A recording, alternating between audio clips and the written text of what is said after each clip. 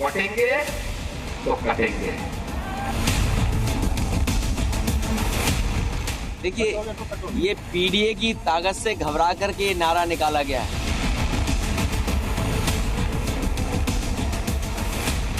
CM योगी का हरियाणा चुनाव में बटेंगे तो कटेंगे का दिया बयान चुनावी मंत्र बन गया है और यूपी चुनाव में भी ये बयान सुर्खियों में है। यही वजह है कि समाजवादी पार्टी भी इसी बयान के कार्ड के तौर पर नए नए पोस्टर्स के जरिए अपने वोट बैंक की एकजुटता की बात कह रही है। एक बार फिर एसपी दफ्तर के बाहर एक पोस्टर लगाया गया है जिसमें दावा किया गया है कि पीडीए जोड़ेगी और जीतेगी। समाजवादी पार्टी की कोशिश है कि वो किसी भी तरह से अपने पीडीए के वोट बैंक को बनाए रखे, क्योंकि इसी के जरिए उसे लोकसभा चुनाव में बड़ी जीत मिली थी। लिहाजा एक के बाद एक इस तरह के पोस्टर लगाकर वो अपने वोट बैंक को बनाए रखने की कवायद में जुटी थी और जीत के फॉर्मूले के तौर पर इस बार भी पीडीए पर ही दांव लगाया जा रहा है।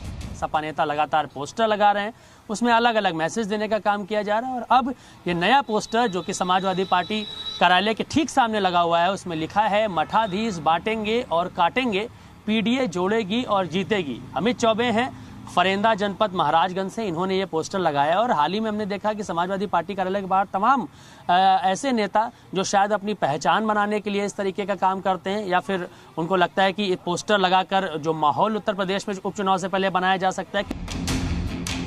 कुछ दिन पहले भी एसपी दफ्तर के बाहर पोस्टर लगाया गया था जिसमें न बटेंगे न कटेंगे का नारा दिया गया था। उसके बाद दिवाली के मौके पर अखिलेश यादव की तस्वीर के साथ लगाए गए पोस्टर में लिखा गया कि जुड़ेंगे तो जीतेंगे और अब पीडीए जोड़ेगी और जीतेगी वाला पोस्टर छप चुका है। दरअसल हरियाणा चुनाव प्रचार के दौरान सीएम योगी के बटेंगे तो कटेंगे के बयान का असर दिखा। वहां जीत मिली तो इसे महाराष्ट्र विधानसभा चुनाव में भी आजमाया जा रहा है। मुंबई की सड़कों पर सीएम योगी के बयान के पोस्टर लगाए गए, जिसका साइड इफेक्ट अब यूपी की सियासत में नजर आ रहा है। हमेशा की तरह वही हिंदू मुस्लिम, वही बांटो और राज करो की जो राजनीति है वो चलाना चाह रही है, लेकिन अब जनता समझ चुकी है कि इन नारों से, ऐसी मानसिकता से वो दूर रहना चाहती है।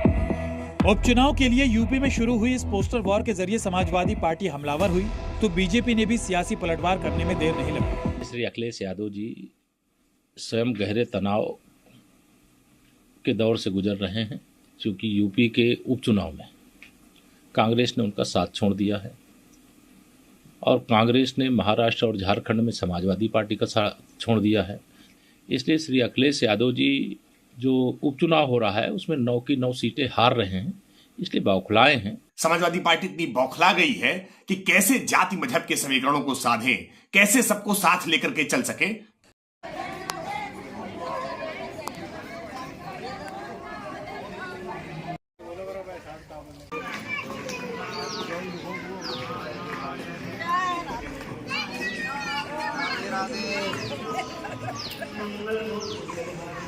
तो वीडियो बनाओ उनका, मेरे पास